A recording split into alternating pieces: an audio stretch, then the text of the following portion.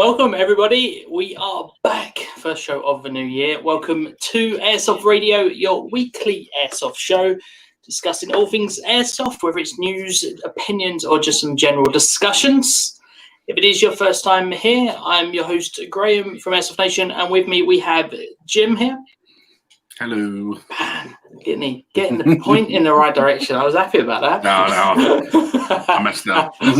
And of course, we have Sarah, aka Coolsign Tactical, in with us.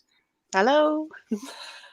And of course, our special guest. Each show, we bring a different guest on to give us their opinion on the topic. And today we have Patryk from, previously Gunfire, now from Helicon-Tex, just down there. Welcome to the show. Should I smile now or something? Because I'm sitting here like...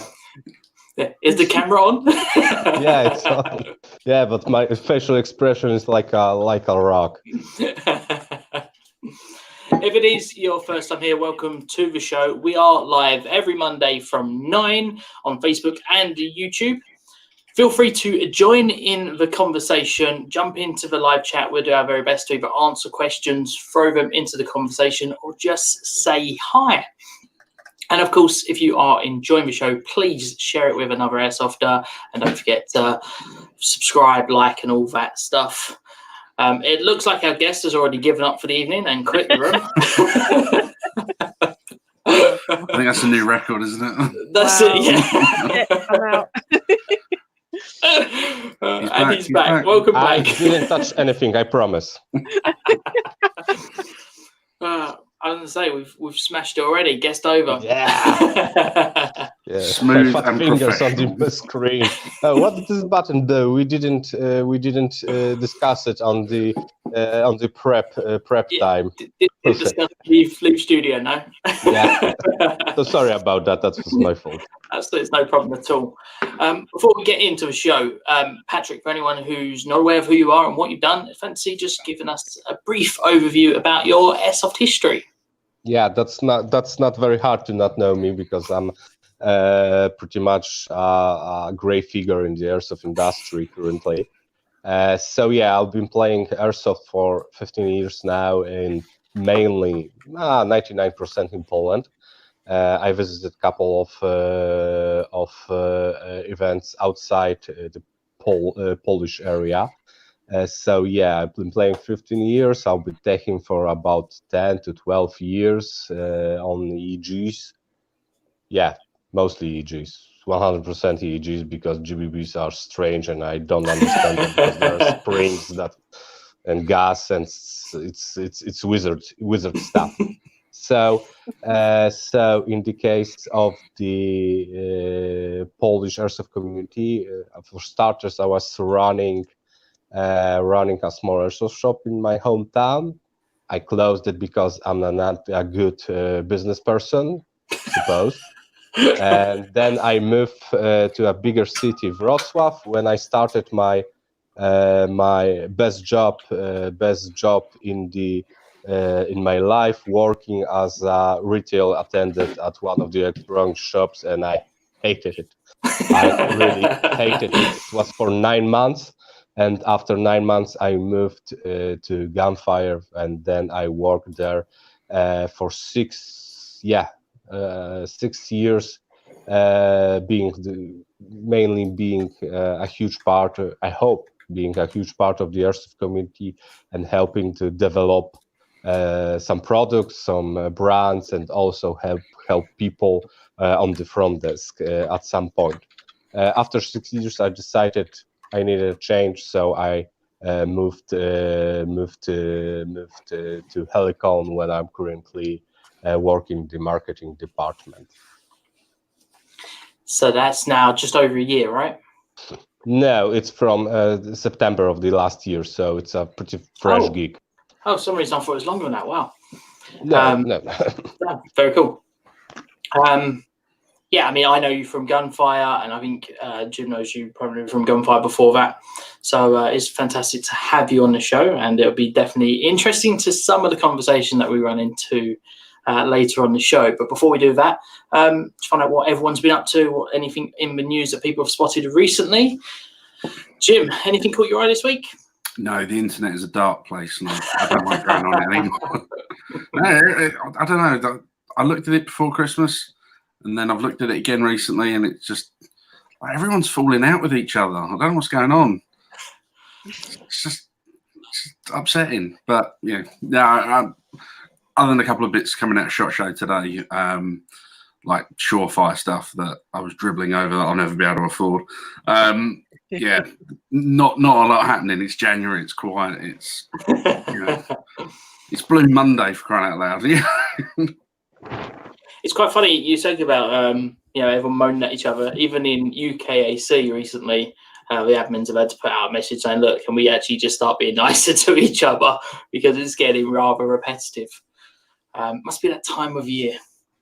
So all the fair weather airsofting's happening, and all the chairsofters now take over the community. I think it's just it's too long between games. A lot of sites close down over the winter months, and everyone just starts getting antsy. So I've got to fight something. So I want to fight the internet. Get on my keyboard. Yeah. But I'd have to say the most exciting thing I've done all week, and it is only Monday, was I got to play with some of the new SIG stuff today. Oh yes, the MCX. Came in. So anyone that's been following on Instagram is probably getting really pissed off of me putting up pictures of SIG M17s and drawing over them like I'm a 15-year-old. But fucking awesome. I don't care. What's your first impressions of them? Really good. I'm not a huge fan of the MCX, which will upset the fucking internet again. I don't care. It's just not for me. But the M17 is just, I don't know. I found it fun, and I also found it ironic that I was talking to my boss today, and it was a year ago almost to the day that we saw the prototype. So it's taken nearly a year to get those from seeing them at SHOT Show last year to having them in my hand going, oh, whatever that noise is. So, yeah. And that emotion is still there now a year later. It is. The excitement is I nearly weed, but I'm told that comes with old age as well.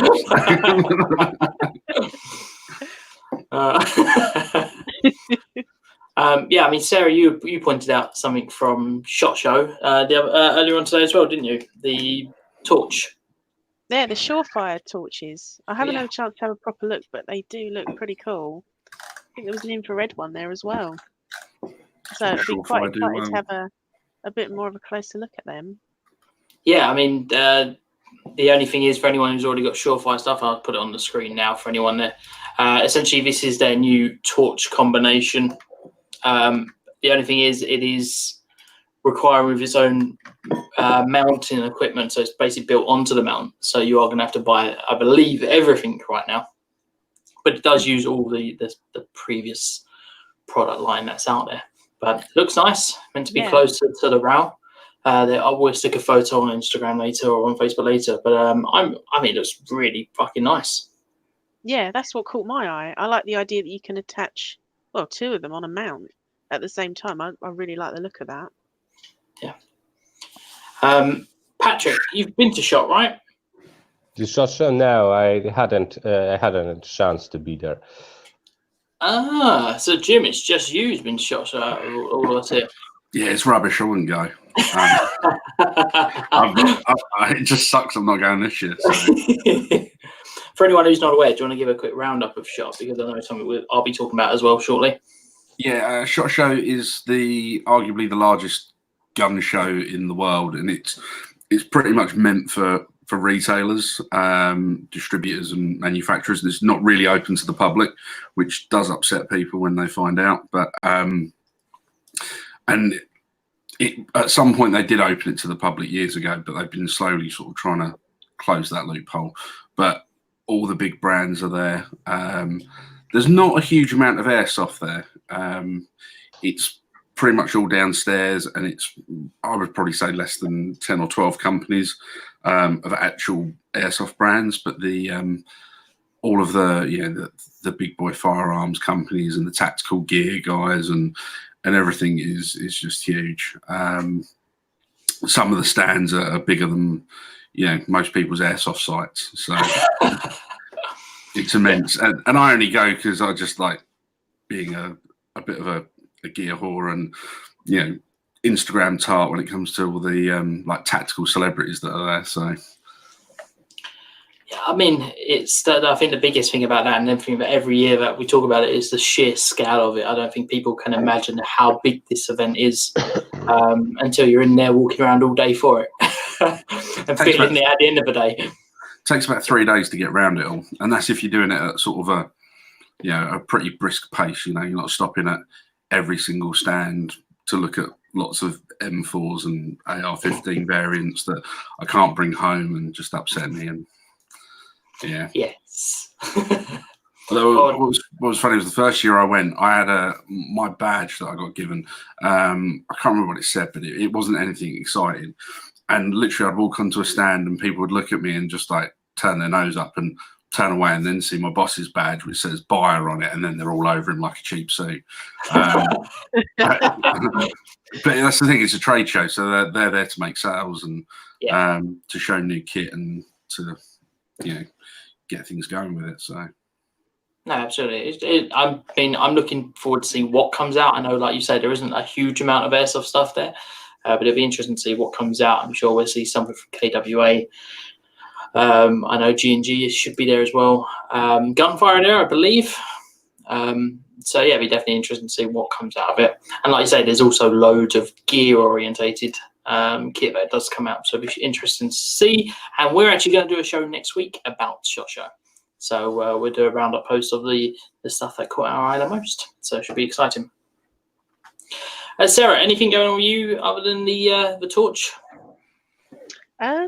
Well, I haven't been doing a lot of airsoft. I haven't actually airsofted for a few months now, but that's the great thing about airsoft, is that you can not play for months and still call yourself a real airsofter.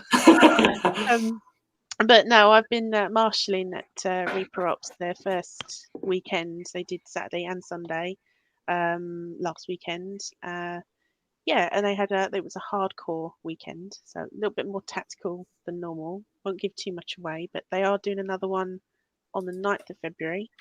So yeah, so spaces are filling up. So if you want to get on the hardcore weekender, then go for it. Well, I believe this one's just a Sunday, but yeah, so I've messed that one up already. But yeah, the last one was a weekender. This one is just a Sunday. So yeah, the 9th of February up at the Fort Reaper Ops. Very cool. Patryk, now I presume you are definitely going to be more of a milsim player and someone who would be more interested in the hardcore gameplay, right? No. Oh, okay. No. Okay. Because the first thing we have to separate couple of ways that we call things. So basically, when you call a milsim event in the UK, we call it a larger event, a skirmish type ish. So that's a basic understanding and basic differences.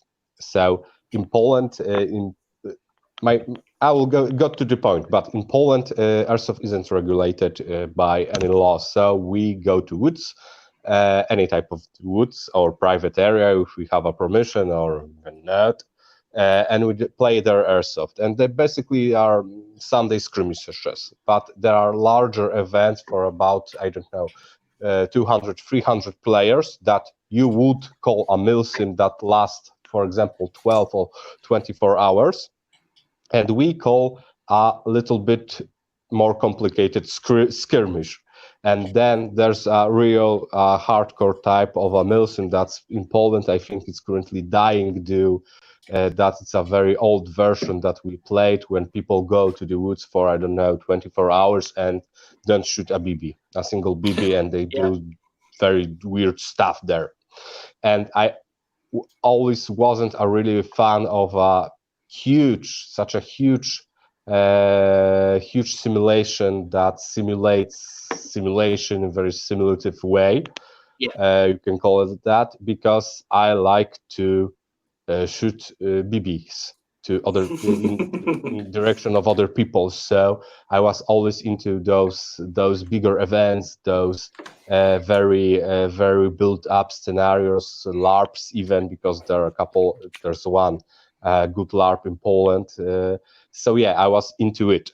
But the Polish Milsim, not so much, because it's cold. You don't shoot very much, and most of them are in the sense that you get hit one time and you go to your car, wait for your buddies, and that's it. And everybody's, it was fun. Yeah, have fives and everything like that. So. Well, let's bring in some funny comments in the section there. Yeah, they're so funny. When you say airsoft unregulated, is that in all areas? I mean, not just the field, in terms of kind of your rules, your power limits. Nothing is regulated. Wow. There's no rules. So basically, there's one rule. Oh, where's the camera? Oh yes, one rule. All airsoft, all air guns that you are able to own with any type of restrictions has to be below 17 joules. And we know that, yeah, that's the. So we know that no airsoft replica is capable of achieving 17 joules, so you can do whatever you want.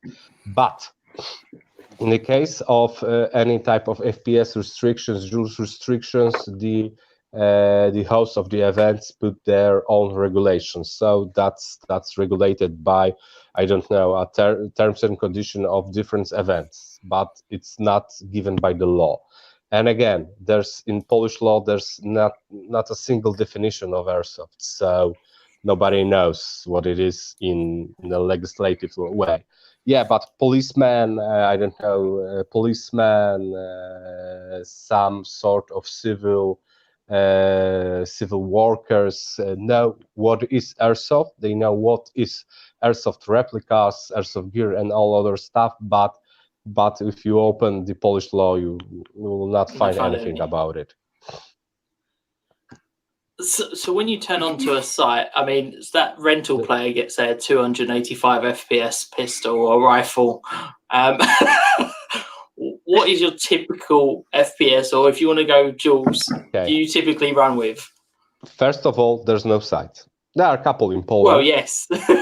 And a typical rental player, it's non-existent because there's that's the place to rent your airsoft gear. So typically a player will show up with an entry-level EEG, a plastic M4 from different manufacturers, depending what they like, what their budget is. So they will come up to the field, and they will typically have something around 400 FPS on it, because most of the stock replicas that come into Polish market are about 400 FPS, and they will get shot with varieties of replicas. This trend ended because with the development of the new hop-up systems, better barrels, and other stuff, the FPS in Poland dropped down. Okay. Because people realized that you can achieve the same effect with lower FPS. Yeah. So I can shoot, for example, I'm just throwing on 70 meters with, I don't know, 430 FPS, something like that. It's people realize they don't have to tune their guns to 500, 550 and shoot full auto. But yes, still, in my closet, there's a replica that has 500 FPS and I'm shooting it full auto, and most people don't have a problem with it. So the beginning of these games, do they get chronoed, or is it all just whatever? There's no point, is there? If there's no limit, there's purely no point to chrono. Let's just turn up and shoot each other, no matter what. That's What's as a simple as that, chrono? really. Yeah, it's dependent on the host. So more and more events organized by people have a chrono station, and the FPS are checked.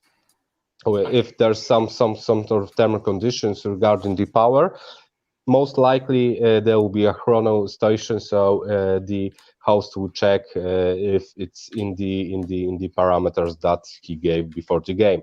But a couple years ago, I think 5. If there was a chrono on a skirmish in Poland, there was always, oh fuck, I'm not in the power limits. What I'm gonna do now?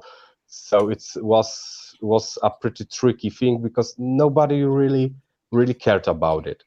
And yeah, and you think, oh my God, there was a huge amount of accidents. No, really, I never got I don't know as in English, but in Polish we have a saying, pukać w niemalowane drewno. That means to knock in a not painted wood. That means I don't want to jinx anything, so I was never hurt during Airsoft. A couple of bruises, I don't know, some bruises, I don't know, a little bit of blood there and there, but nothing serious. I will just ask this one then, before we move on to talk about innovation in Airsoft. Mesh glasses or mesh goggles, I presume that's a no-go, right? No. If you turn up in a Polish event with mesh goggles, you'll be thrown out. That's the only regulation. The only regulation in Poland. Not only. I'm a little bit. I'm maybe a little bit throwing a bad light, but the Polish community it's very keen on safety. So. So if you buy cheap goggles, cheap glasses or mesh glasses, you'll be very hard to bash on forums or on the events. Even there was even there was a case that the hosts, the organizers of different events will walk up to a person, say you don't play today because you wearing a mesh mask, or not a mesh mask, a mesh goggles, and you're not allowed to play here. So we are very keen on safety. And the bigger events, a good example are two big events in Poland that also invites players from other countries. It's how we call it in English, Mission Afghanistan and Asgard. There are two big events, about 1,000 players on site. Well, the first one is LARP based, and the second is some more milsim skirmish type. But there's a chrono station. They are very keen on safety, following the terms of the conditions of the event and everything like that. So yeah, we are we try to keep it very safe. Oh, that's cool. Besides those, it's almost like you said, there's no legal demand on like power limits or anything like that. But as a community and as the industry over there, they are trying to make sure that things don't go too extreme. We have to, because if we don't do it ourselves, if we don't regulate ourselves, they will do it for us. And legislation, in the case of the Polish law and Polish legislation, there's always one case. If a simple case, there's currently a huge issue for the people that buy metal detectors, go on fields and pick up something from the ground and call it a treasure. Currently, the police is hunting them in Poland, giving them tickets, and even trying to send them to jails because the law changed. And the community inside didn't regulate where they can search for items from the ground and where to. They didn't by themselves, so they they were noticed by some people because they were doing bad stuff, digging up fields, digging up in places they shouldn't do it. And in the end, the Polish legislation gave them rules, and currently they are I don't know, call it prosecuted, hunted, something like that, and they are not happy about it. So from the beginning in the Polish Airsoft community, we knew that we are playing with a controversial item. Let's call it a controversial item because it's still, Airsoft replica is still a toy in my mind, but it looks like a real steel gun. And you can confuse it, and you can confuse the activity. Because let's face it, I play Airsoft, and it's very rarely when I see any type of aggression. For me, Airsoft, it's almost aggression-free. but from the outside you see bunch of people with carbines, with rifles, with pistols, and it can be seen like something bad, something aggressive, something that shouldn't supposed to happen.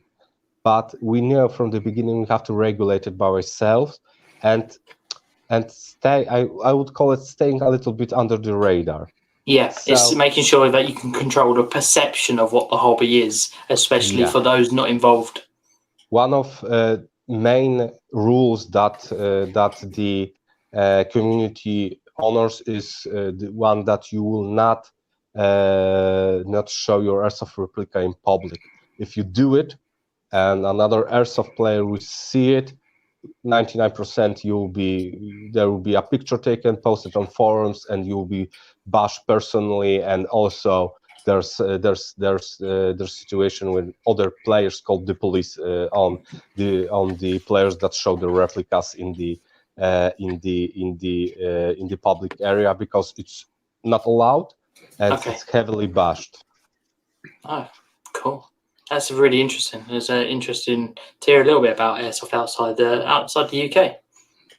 Yeah, you are lucky, and you are unlucky. Oh, you've heard of Yukara then? If you work at Gunfire, you're bound to get emails going, "Oh, I forgot to put my Yukara on." Yeah. Oh dear. So, Jim, do you want to kick off this conversation? So, you put the question out, is there any innovation in airsoft? And I wasn't quite sure what that meant. I mean, are you talking about like this year, this week, this month, or because the last time I talked about innovation in airsoft, I got called all sorts of names. And we won't repeat those names now. But yeah, honestly, I don't know. I mean, Patryk has worked for Gunfire. He's probably seen a lot of innovation come and go, and I'd be interested to know, where you see the sport going and where you think the innovation is going to be led from. Okay, the question that we are talking about first come to my mind when I saw a presentation from BO manufacturer. There are custom replicas manufactured from, I think, France. I don't want to be mistaken, but I think that are from France. But there was a presentation on EU1 Airsoft Meetup when they announced a prototype of a replica that was based on a magnetic system. I think that was 5 years or 6 years ago, and nothing happened. So basically, the project went to trash. Many reasons, but not getting into it. The guy, the owner of the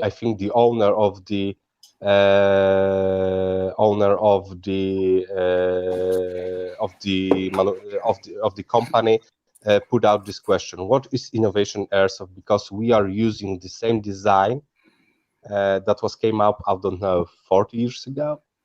So yeah, EG was designed, I don't know, let's say 40 years ago, and it hasn't changed pretty much. Well, so his goal. I was going to say, I mean, thinking about, you look at the gearboxes, the same design of version 2 and version 3. You look at even things like our battery technology, our motors, for example. None of that technology, from an airsoft point of view, has really excelled and moved forward. Now we're starting to see like brushless motors, and everyone acts like it's brand new technology. Whereas, I mean, the remote control car world are probably laughing at some of the stuff that we get excited about. I mean, even battery technology. Graham, I've got drills with better motors in. But that's it. I mean, like you say, we are using technology and equipment in airsoft that hasn't really changed a great deal, especially when it comes down to the inner workings of an airsoft rifle. But that's the thing, isn't it? Does it need to change, or is it, if it's not broken, don't fix it? What more could you do? Everything about this design is broken. So the thing is that first of all of the design was designed in Japan. That's the first thing. and they were designed for other weather conditions and other use. The common I don't know conception is that the V2 type gearboxes break a lot. Yeah, that was a couple of years ago because they were designed to run on different power levels, something about 300 FPS, something like that. So giving them more stress, it was a design feature, you can call it, and they just broke. So yeah, do we have to fix it? I think if we want to continue to play Airsoft and we want to evolve the community, we have to put some innovation on the market, because yeah, everybody is using the same replicas, the same designs for over years, and we will reach a point where basically everybody will be bored with it, because how long you will be able to shoot a simple EEG? Yeah, I mean, look at people's upgrade paths. I mean, it's typically trying to get the most power out of a motor or the strongest set of gears, or maybe taking teeth off, but there's no actual real innovation inside the gearbox itself. I mean, the only thing I would say that's been kind of, well, one of the biggest changes within the gearbox over the last few years would have been more MOSFETs and electronic programming, whether we look at the Scorpions or the Gate Titans and stuff like that. The electronics market blew up hugely in the couple past years, because people are, in my opinion, people are really bored.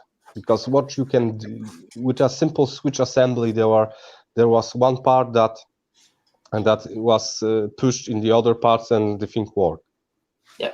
But when we started to really understand how the EEG works, how the air flows, how the motor works, we got the knowledge from other branches of industries that were making those parts for I don't know how many years, and we translated to Airsoft. We saw that we can do stuff with it that was previously not possible. Currently we are putting in a toy a very sophisticated type of technology based on optical sensors. For example, the Gate Aster Titan, or another Polish brand called Pirun. They also manufacture optical type of MOSFETs units, ETUs, how you call it. So we noticed that we can get more and more out of the simple design, but we're gonna hit a wall at some point. People are bored already. For example, dual sector gear builds. Does somebody need it?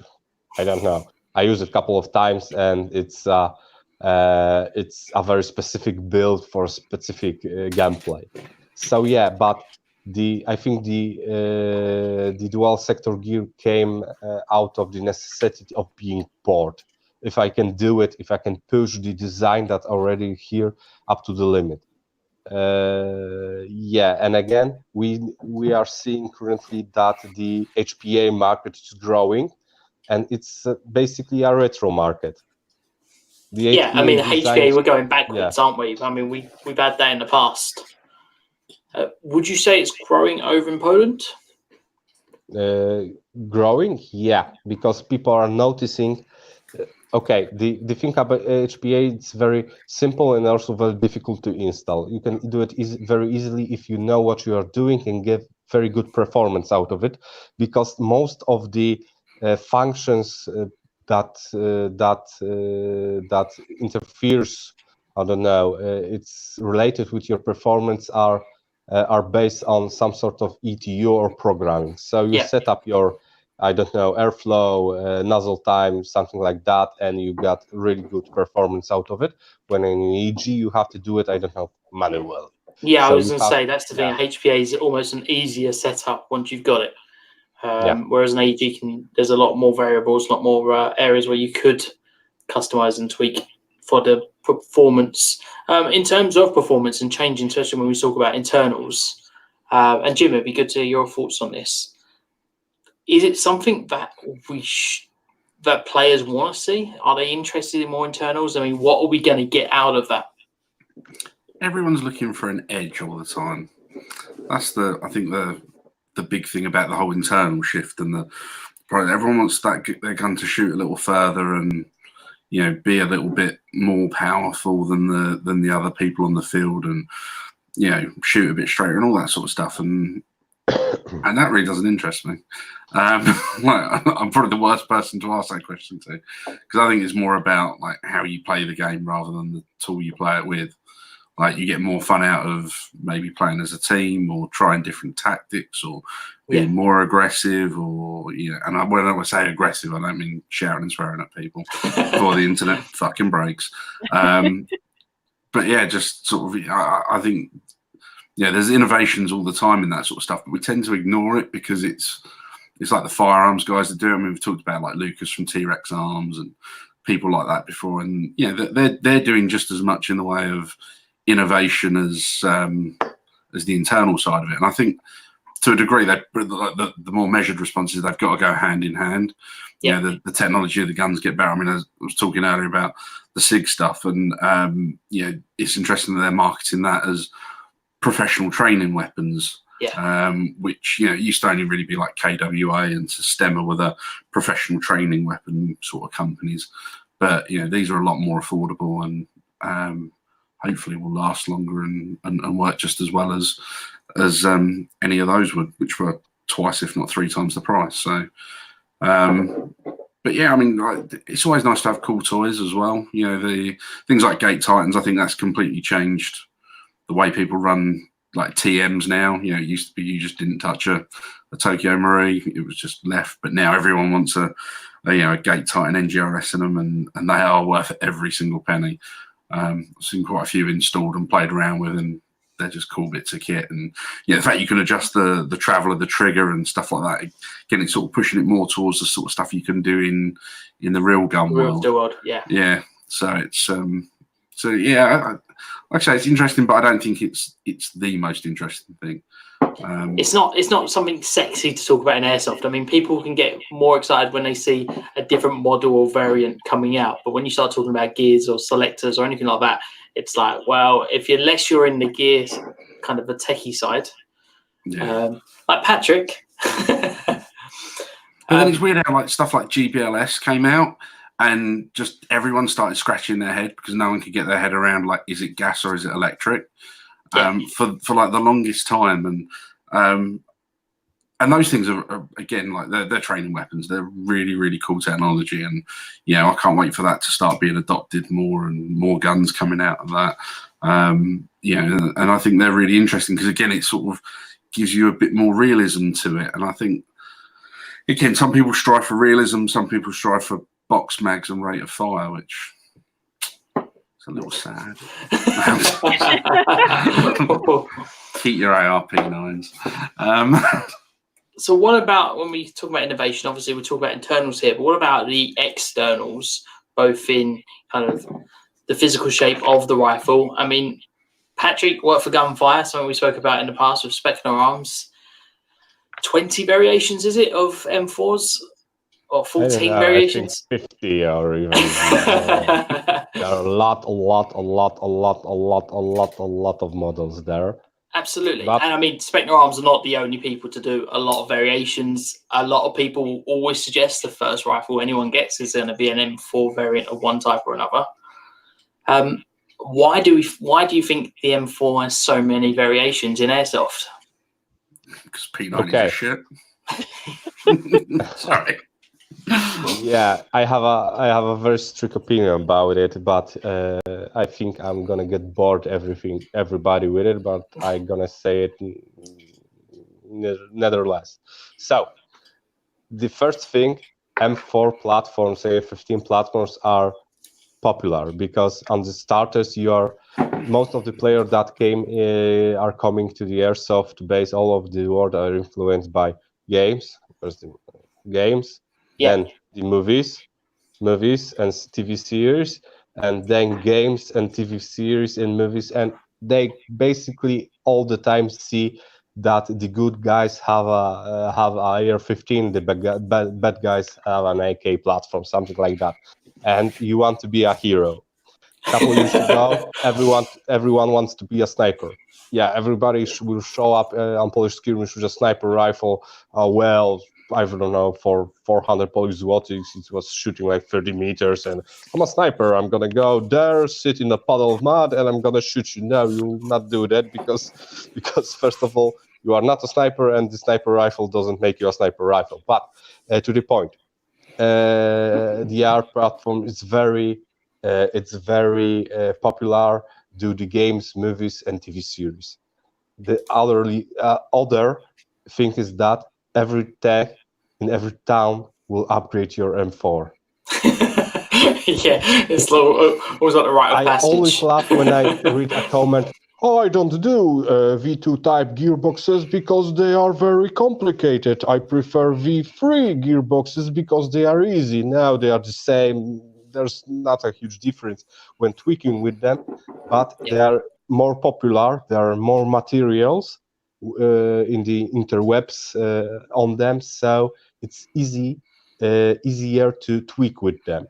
And also the amount of parts that are available are also quite huge, and the externals go into it. It's cool to have a 14.5-inch key mod M-Lock, grip it like Chris Costa, C-clamp it, running on the field all day, shooting with your high cap. It's just cool, and most of the people want to feel cool playing Airsoft. Yeah, for me it's fun.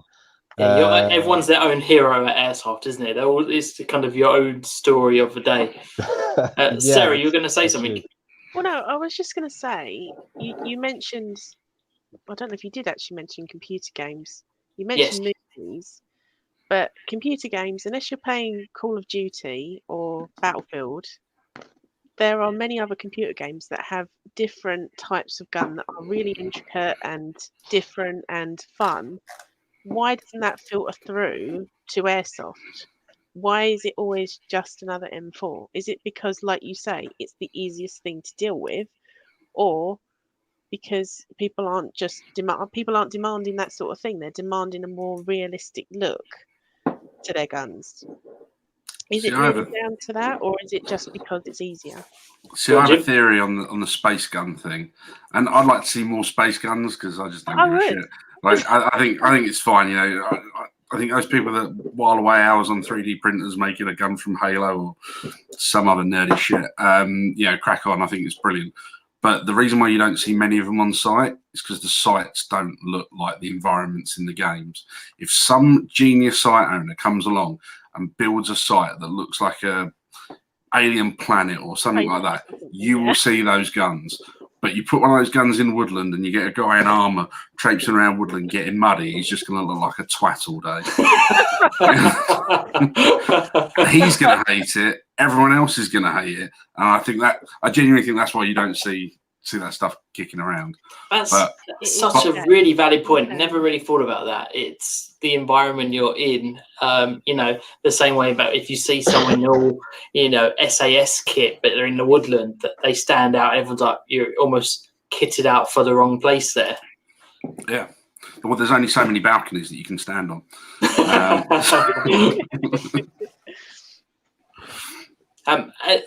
Being in the retail world, Jim, have you noticed, movies? And I know obviously you were involved with one of the games in the past. Did you see a kind of a spike in demand back then?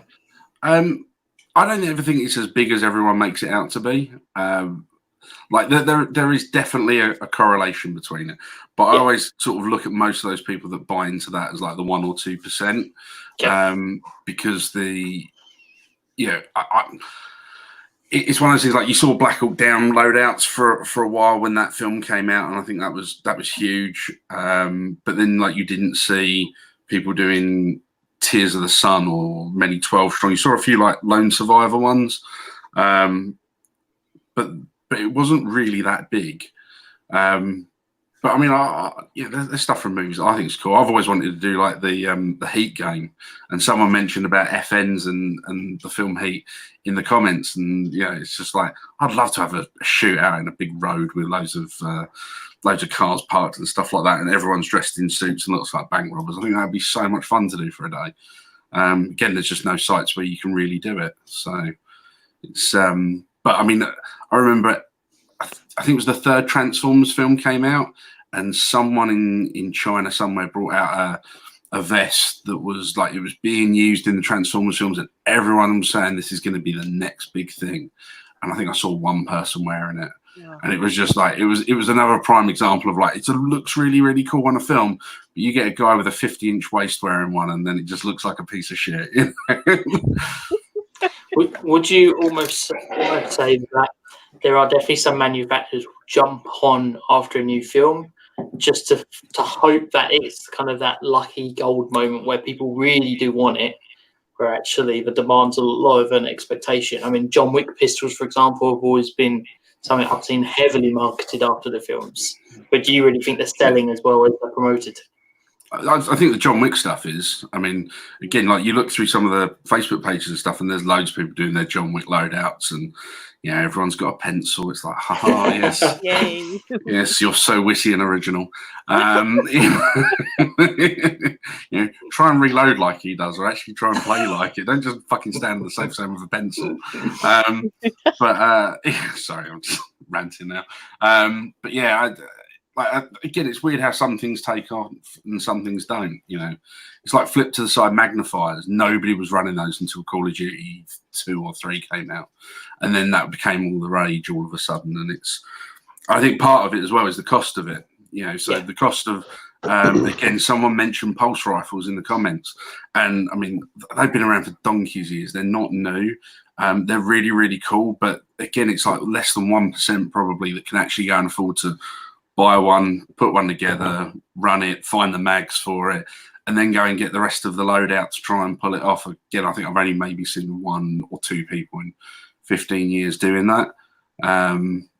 But, you know, a lot of these sort of film and TV loadouts can be quite expensive. I mean, I think there's a lot of people, and I will probably be, you know, I have to hold my hand up as well that, you know, the SEAL team thing at the moment is huge. Yeah. And so everyone's doing, you know, mixtures of that. But it's, you know, again, I think that's been about as popular as it has been, but it's not like you go to a site and it's, you know, half of the people that turn up are dressed like it. It's maybe only like a pocket of guys that are doing it. So I mean, less of that doing it well. Again, I mean, like, and I joked earlier about, you know, the sort of 50-inch waist thing, but you know, for a lot of people, they do want to feel like they're part of something, and they do want to try and replicate it themselves a little bit. It doesn't always look right, you know. And again, you know, I'm overweight, and you know, it doesn't really. I barely fit a U-Bax top at the best of the time, you know, without looking like a donut. But you know, but it's tricky, and sometimes I think again you get all the bits and pieces for a loadout, you put it all on, and just go, doesn't really fit, or it doesn't really work, or it looks cool in a film, but it's not practical. And drop leg holsters were again like the Black Hawk Down thing. Yeah. Drop leg holsters for years. I mean, you still see it now where people have got both straps around their legs, and eventually, you know, it starts off in the right place in the morning, but by lunchtime, they've got the hammer of their 226 banging into their testicles. I said by lunchtime it's off. They made that mistake an hour into the game, and it's off by lunch. Out of interest, would you say, and this is to everyone here, would you say that films or games where there is almost a single hero or a single person you can relate to, like John Wick works really well, Call of Duty, you're going to always get people that want to be Ghost or one of the main characters there, and maybe that helps us sell more than, you know, SEAL team works because there's quite a few characters there, but like Black Hawk Down, either you're part of a group or you're on your own, and it looks almost a little bit odd when you're on your own. Would you think that changes the demand on product? I don't know. I think majority of people have an info and they want to be like their mates. They want to be in the gang and they want to all have the same. I think it's a bit of bravery to kind of walk out there with something different. I mean, I saw a guy once with an aliens gun. with the proper counter on it and everything. It looked really cool, but he stuck out like a sore thumb, like Jim said previously. It makes you stick out and it makes you look like an idiot in a woodland. So yeah, I think everyone wants to be like their mates, and it just carries on. I hate my mates. Okay. Go back to what you said though about I think with Black Hawk Down it was a little bit different because there was nothing like it at the time. Yeah. And even within that, there was either like the guys that did the Delta loadouts, then there was the guys that did the Ranger loadouts, and then you always had a couple of guys that went off and did the Shagat and Gordon snipers bit. So even within that, I think there was still sort of individual characters that people kind of latched onto.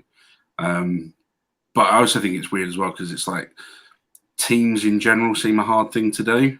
Yeah. So you probably couldn't do something on a bigger scale. Like you never see anyone do like Saving Private Ryan loadouts within Airsoft. And I always thought, again, it's something different. You do see people doing World War II. I'm not saying that doesn't happen. It does, but you never see like a bunch of guys turn up and go, we're Easy Company and we're going to do the Band of Brothers thing. And I always expected that to happen more, but then I keep coming back to the whole thing of like, some of the guns aren't there. Getting hold of good quality Thompsons with the mags and stuff has always been tricky. You can either get the good gun, but it will never have the mags, or you get the really shit mag, or it's really shit guns with tons of mags for them. So, but hopefully people watching this can be inspired by that and go and do Band of Brother loadouts just so that it makes me happy. I'd love that. That'd be cool. That'd be fucking awesome. We should do it. Fuck it. Okay, and how next about some sort of Airsoft forum? I will sell Thompson Sima, not great gun, great replica, good price, my friend. It always ends like that. Fake realistic wood, you mean? Is it metal polymer? So let's talk about gear and clothing, innovation around that front. Obviously, it's going to be innovative as much as it still has to fit a person. So there's always going to be limits here. And we've seen what I'd almost say is some of the airsoft gear or tactical gear hit even more of a civilian market where it's almost fashionable now. I mean, we've all kind of things like plate carriers recently, even in London, or chest rigs kind of becoming a bit of fashion. But let's talk about innovation itself in the kit. Now, Patryk, you work for Helicon here. So, I mean, what would you say around innovation of the kit itself? We are talking about clothes or the equipment gear. Well, let's throw in both areas. Yeah, let's throw in both areas. There are a lot of place for innovation. Innovation there, and the market is constantly growing because your imagination is the limit. So currently you can work up a different material for example, for pants, different sewing, different pockets.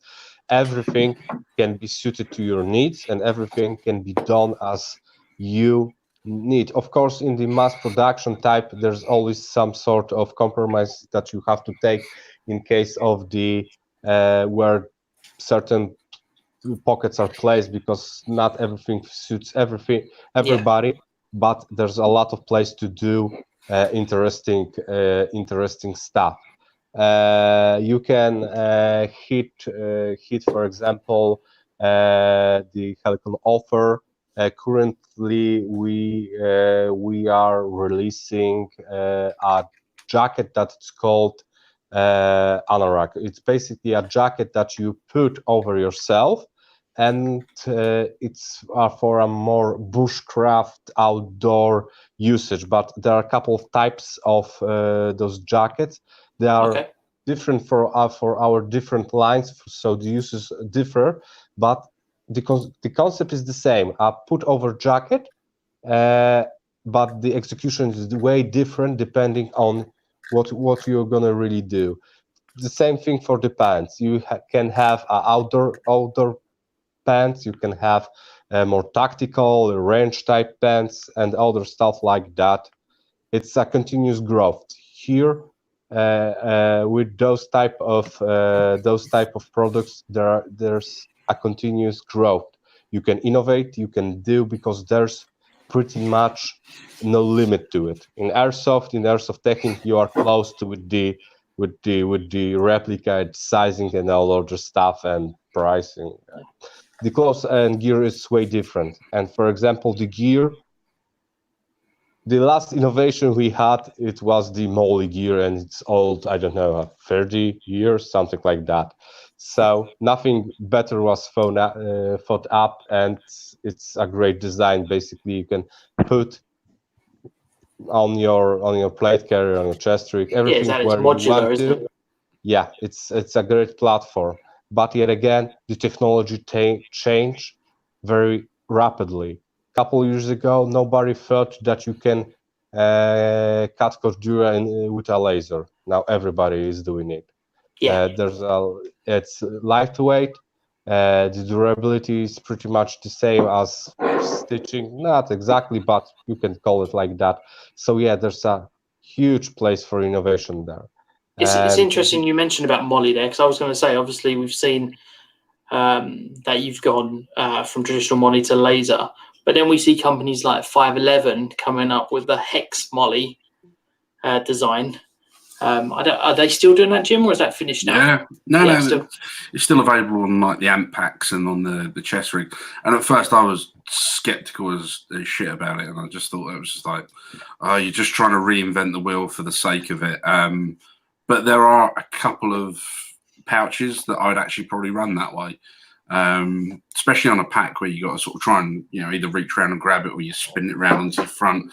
It's just more convenient than sort of trying to, you know, muck around with them. So I mean, not for everyone. No, but again, that's innovation on something that's already existing. You know, they're looking at something, and go, how can we improve it, or how can we make our mark on the design? Well, I think I know. Yeah, I'm not saying it's why 511 did it, though I'm sure it's part of the thinking. I don't think it's the technology that necessarily dictates the product. So it's not the fact that laser cut molly is better than normal molly. It's, you know, it's that it's more consistent. I think was the big argument with why to go over that. It was easier to get that consistency, so you didn't have that one pouch molly strip that just doesn't quite fit at the end and flaps around and looks crap, and then eventually more of a quality control issue. Well, no, I think it's just more driven by what the needs of the end user is. So, you know, what they were seeing in, you know, police or military sort of needs has really sort of has really pushed that kind of innovation. So I think it's where they listen to the guys who are saying, well, no, I want that here. I want the, I mean, belt kits, I think is probably there's more, not innovation in it, but more change in it, where belt kits were like 4 foot fucking wide, and you know, you just loaded everything up onto it. And now you look at belt kits like the Ronin belts and the FRV stuff, and it's like it's 2 molly loops deep because you're running really, really slick on it, and it's designed, you know, these are like gunfire belts now rather than load carrying, you know, PLC sort of style belt kits where you're going to be out for days on end with it. So I think it's interesting how all of those things sort of come to bear on what we say is innovation, but is actually just, you know, the end user requirement for it. And then in airsoft we get to benefit from it also. And it's interesting, someone in the live viewer there, Lee's saying, but do we have a problem with molly anyway? And that's always some of the questions when you talk about innovation. Well, it's the difference between good molly and bad molly, because I remember when like Ospreys came out and everyone was like, brilliant, it's molly, and then it's like, yeah, it's molly, but it's 20 mil wide rather than the standard at the time it was. And then if you look at old molly vests or chest rigs, you'd always get that little bit at the end which wasn't the same size loop as the rest of it, so your pouches wouldn't quite fit, or you couldn't get that extra pouch on. So it's like, yeah, it did need to change, and laser cut is better, but now we've got Velcro and everything's about Velcro and pouches on and off, and Velcro's gotten better. Apparently there's a Velcro 2.0. I had no idea, but there's a whole movement. Is that called buttons? No, it's that shallower Velcro stuff that doesn't pull so much. And I thought you were going to do the one where the guy goes, ah, ah. Only in airsoft. Yeah, that's it. Okay, final question I've got here then. Especially when it comes down to gear, we see a lot of cloned gear. And I mean, we could also say there's a lot of cloned rifles, AEGs. I mean, you can look at two of them and go, they're out the same factory with a different label on. And the same can go to gear. There's definitely been a lot of inspiration from the real steel word that transitions to airsoft. Do you think that causes an issue in innovation with airsoft? And generally, does it stifle that? And more importantly, does it punish the companies that innovate and do the R&D? Let's go with you, Patryk, first on that one. Yeah, they are punished. So I feel more comfortable if I'm gonna stick with the EG section, the airsoft section portion. Yeah, absolutely. Yeah, because the thing is that currently we are talking about innovation, etc., etc., etc. But the classic M4 is a safe bet. It's gonna sell. Yeah. There are a lot of companies, great companies, mostly Taiwan-based, that innovate, change stuff, and you can see it with your own eyes. For example, if you open up the new G&G gas replicas, you're gonna see the valves, how they work, how they design it. Yeah, it's innovation in a GBB world. They change a couple of stuff so they are more efficient. You open up, for example, XDC from Modify. You're gonna look on the parts. You're gonna see that somebody designed it and know what they are doing. Crytek, another example of that. But they cost a little bit more than your typically cloned RR15 that are made in a very, very typical way. Yeah. So yeah, if you are innovating and you do it in a bad way, there always has to be some sort of compromises. You have to go some sort of, in my opinion, to get a good EEG, you have to get a compromise with innovation, with new stuff or changing the existing stuff, and also you have to have a good compromise with the existing standard. People want to change their stuff. People want to upgrade. People want to play with it. If you close this gap, you close the product. Yeah. It's not gonna sell. For me, it's simple like that. Again, getting back to those weird guns, they never stick because the frame of it from the designer required to change the gearbox design. There was no parts on the market, people couldn't upgrade it, so they were stuck with a stock replica that shoot, I don't know, badly or advantage, and they didn't have fun, so they switched for a more upgradable platform that they can play with it. So getting back to the main question, yeah, if you innovate, maybe not, if you innovate in a bad way, you will be punished. You have to do it in a market acceptable way. Yeah, that's a good term. Sarah, what's your thoughts on that one? It's interesting because all these companies seem to be copying each other, and no one comes up with anything completely new. Like the variation on the Molly, then there's nothing that's completely new that people seem to be coming up with. It's a variation on top of a variation. Almost an evolution rather than an innovation, isn't it? And it's like I was thinking about maybe that's why guns haven't gone as far as they could, because people tend to add the bits they want themselves. Yeah. And make it their own rather than a full bells and whistles gun, selling that rather than a basic one. What's the better way of doing it? But no, I digress. Yeah. So that's no, I think you're right. I mean, sometimes people go with what they know and what's safe. I mean, if you've already got your attachments, do you want to go get an M-Lock rail, for example, if you haven't got one already? Jim, go on in. What's your thoughts on this one?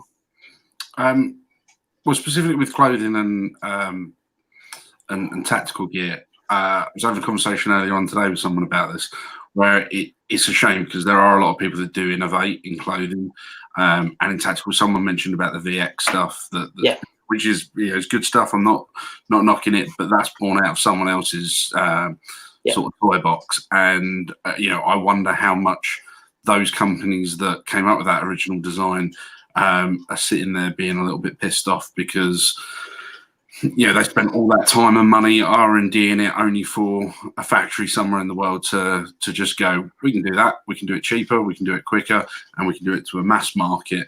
And also it's players, it's our fault as well because we demand it.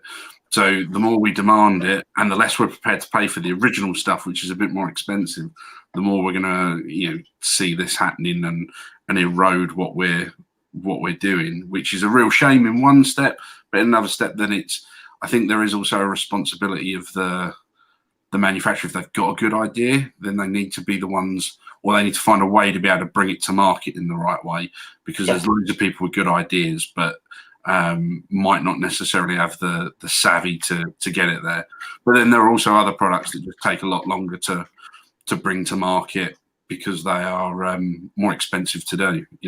They're grenades is the one thing we haven't really spoken about, but I think there's more innovation in the last few years when it comes to grenades and how grenades are working for Airsoft than there has been with any other product, because it's the only one where there's no rules to it. No one's really following a thing other than it's got to go into a room or an area and have some kind of bang-ish like effect, whether it's throwing BBs out or firing a bang. Yes, there's plenty that are being cloned and everything, but then there's always the avatar.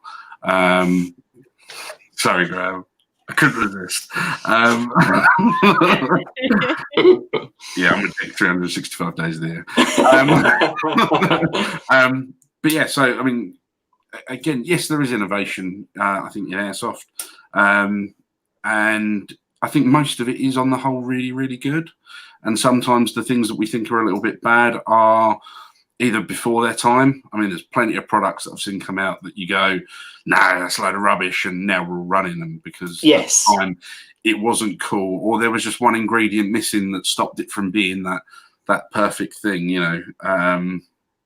I think Kydex holsters are one of those things where, like, to begin with, why would you want a plastic holster? Now everyone's running them. It's just one of those things. So yeah, where it goes, I don't know, but I want to do a Space Force loadout as soon as possible with space guns. I'd say it sounds like you can join Trump's army there. Mate, if they love me, I want to go into space. I don't care how I have to do it. I think that's a really good way to end the show, given the fact that innovation is fantastic and you want to invent it as much as possible. But yes, if you're not fast on there, if it's easy to clone you, you're definitely going to be financially punished. There's no doubt about it. Airsoft takes a lot of its ideas / concepts out from the real steel world, which does lead us into this kind of clone system where we're creating Airsoft variations of the real steel world. Which some of it's a straight off copy, but just a quality for Airsoft.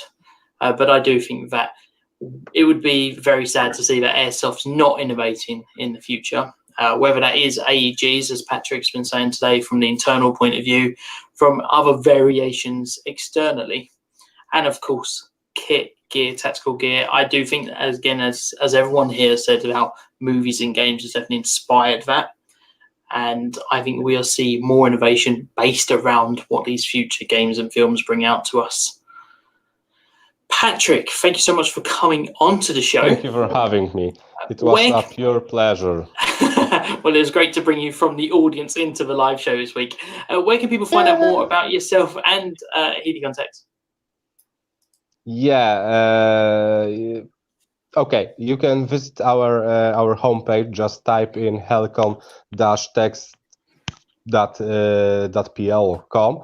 And also, what is interesting, we have a ambassador action going on. You can see the materials on our specially designed page. You'll find the link on the main page, and you can see our main slogan in action. So journey to perfection. We always strive to be perfection. We always strive to be better and better ourselves. And of course, we know that the perfection is a goal. It's a road. Not you cannot achieve it. In my personal opinion, if somebody achieves perfection, they think they achieved the perfection. They are just lazy and they aren't trying hard enough. So go to the page, look at our products, see what we are about, and join me and all of the staff and our products to our journey to perfection. And I hope you will find in our ambassador programs the values that you are looking for. We are very proud of this particular thing. We gathered amazing people to it. We have the first one, naval former special forces operator from Poland, Dave Canterbury, a survival and bushcraft expert. Mr. Trollski, that's an excellent knife maker. Tash is an excellent IPSC shooter. Mr. Łukasz Tulej, he calls himself a outdoor coach. Go check it out. His movie, it's quite interesting. Mr.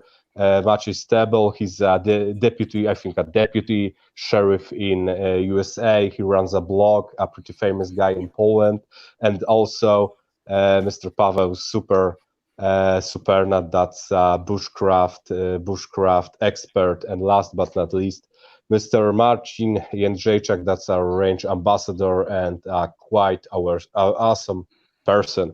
Go check those materials, see what it's about, and I hopefully we're gonna see each other somewhere. Absolutely. I'm sure we'll see each other. Sorry about that. I just go through all the ambassador action. No. To be honest, it was like a stock. We obviously had a show about ambassadors recently, and the Helicon ambassador program kind of came up for me as something that looks amazingly professional, and you can see how much you've put into it. So yeah, I definitely recommend, if you are looking at the Helicon stuff, to definitely go check out the ambassadors and find where you fit into the product range.